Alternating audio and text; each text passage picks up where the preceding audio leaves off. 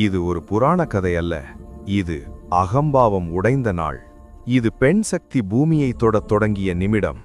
அந்த நாளில் பிரபஞ்சம் அமைதியாக இல்லை, அது மூச்சை அடக்கிக் கொண்டிருந்தது. சதி தேவி, அவள் ஒரு அரச குடும்ப பெண் மட்டுமல்ல, அவள் சக்தியின் முழு வடிவம். ஆனால் அவள் பிறந்த வீட்டில் ஒரு விஷயம் மட்டும் ஏற்றுக்கொள்ளப்படவில்லை. சிவன்.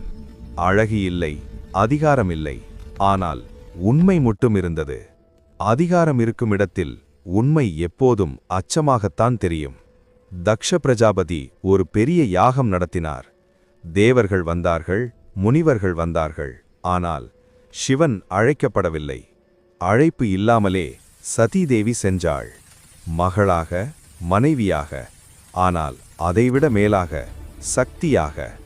அங்கு அவள் கேட்ட வார்த்தைகள் வார்த்தைகளல்ல, அகம்பாவத்தின் தீ. அவள் அழவில்லை, வாதாடவில்லை, அக்னியில் தன்னை அர்ப்பணித்தாள். அந்த நொடி பிரபஞ்சம் நடுங்கியது. சிவன் வந்தார், சாம்பலாகிய சதியை தன் கைகளில் எடுத்தார். அந்த தாண்டவம் கோபத்தின் நடனமல்ல, அது அன்பு சிதைந்த வலி. உலகம் அழியப்போகும் தருணத்தில் விஷ்ணு ஒரே வழி கண்டார், சுதர்சன சக்கரம்.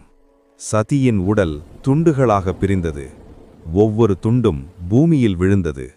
அந்த இடங்களே சக்தி பீடங்கள். அந்த நாளிலிருந்து சக்தி வானத்தில் இல்லை, மனிதர்களுக்கு அருகில் வந்தாள். இதுவே ஆரம்பம்.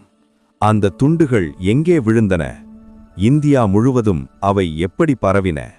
பார்ட் 2. சக்தி பூமியை தொட்ட இடங்கள். அங்கே தொடரும். சக்தி இல்லாமல் சிவன் இல்லை. சக்தி பூமியை தொட்ட நாளே இந்த கதை ஆரம்பமானது. இப்படிப்பட்ட ஆன்மீக மர்மங்களையும் இந்திய தெய்வீக வரலாற்றையும் மிகுந்த மரியாதையுடன் தொடர்ந்து அறிந்து கொள்ள டிகேஸ் பாரத் சீக்ரெட்ஸ் சேனலை சப்ஸ்கிரைப் செய்து உங்கள் ஆதரவை கொடுங்கள்.